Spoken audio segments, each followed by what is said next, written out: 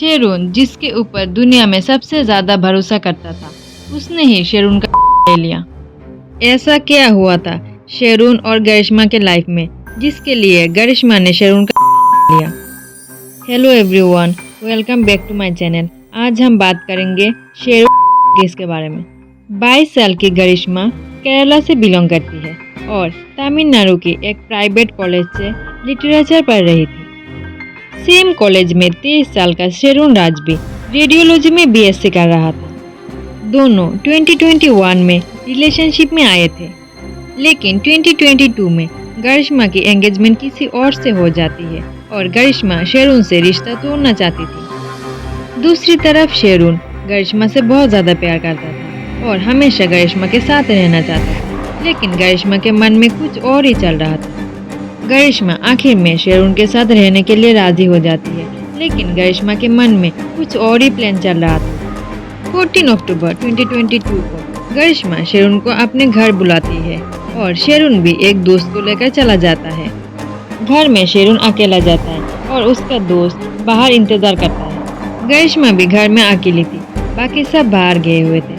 शेरून जब उसके घर जाता है, गरिश्मा तब उसे एक काढ़ा पीने के लिए देती है, क्योंकि कुछ दिनों से शेरून का तबीयत अच्छा नहीं चल रहा था। काढ़ा पीने के बाद शेरून का तबीयत और ज़्यादा बिगड़ने लगता है और उसे उल्टी भी हो जाती है।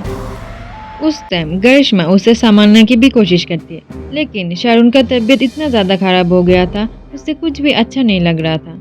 गरिश्मा के साथ कुछ टाइम रहने के बाद शेरून चला जाता है। जाने के टाइम भी रास्ते में शेरून उल्टी करता है और बहुत मुश्किल से घर पहुंचता है। घर जाने के बाद भी शेरून फिर से उल्टी करता है। तबीयत बहुत ज़्यादा खराब होने की वजह से शेरून को हॉस्पिटल में एडमिट करवाया जाता है, लेकिन शेरून का तबीयत लगातार खराब हो रहा था। इसी बीच गरिश्मा लगातार शेरून को सॉरी बोलती है, क्योंकि उसी ने शेरून को चैलेंज दिया था काढ़ा पीने की, और शेरून ने भी एक्सेप्ट करके काढ़ा पी लिया। 14 अक्टूबर से 20 अक्टूबर तक कई बार शेरून को घर लाया गया और हॉस्पिटल में एडमिट किया गया था। उस दिन शेरून के भाई ने भी कॉल करके गरिश्मा से पूछा था क्या खाने के लिए दिया था शेरून को, लेकिन गरिश्मा बताती है काढ़ा और जूस ही पिया था शेरून ने। 20 अक्टूबर को फिर से शेरून को हॉस्पिटल में एडमिट किया गया था, लेकिन फिर कभी शेरून घर नहीं गया। आखिरकार 25 अक्टूबर के दिन मल्टी ऑर्गन फेलियर के कारण शेरून अपने आखिरी सांस लेता है। 11 दिनों तक लड़ाई करने के बाद शेरून की बॉडी जवाब दे देता है। शेरून के बाद शेरून के परिवार का पूरा शक गरिश्मा के ऊपर जाता है। गरिश्मा ने शेरून को कुछ खिला दिया था। रिपोर्ट आने के बाद शेरून के भाई तुरंत गरिश्मा के खिलाफ केस फाइल कर देता है। यह शक भी सही निकलता है जब शेरून के पोस्टमार्टम रिपोर्ट में आता है जहर की वजह से शेरून की बॉडी में मल्टी ऑर्गन फेलियर हुआ था। गरिश्मा को अरेस्ट करने के बाद एक ऐसा सच सामने आया जिसका अंदाजा किसी को नहीं था।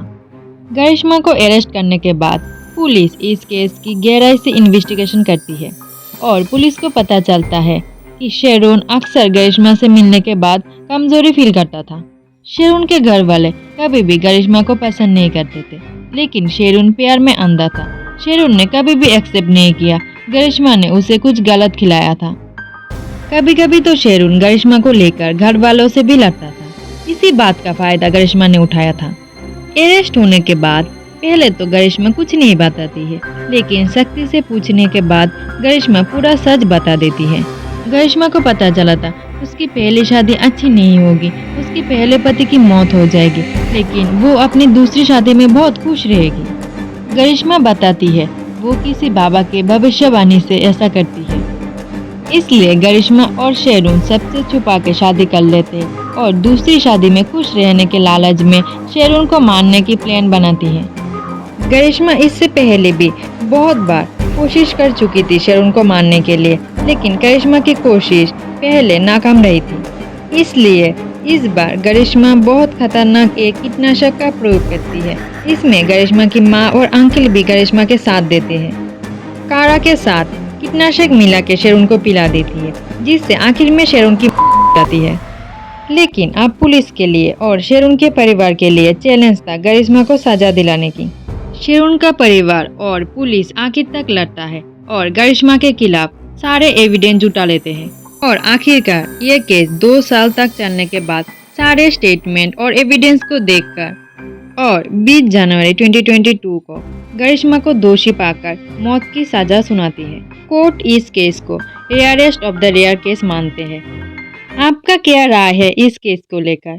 अपना ओपिनियन कमेंट में शेयर करें और आपको हमारी वीडियो अच्छी लगी है तो प्लीज़ लाइक, शेयर और सब्सक्राइब करना मत भूलना। Thanks for watching.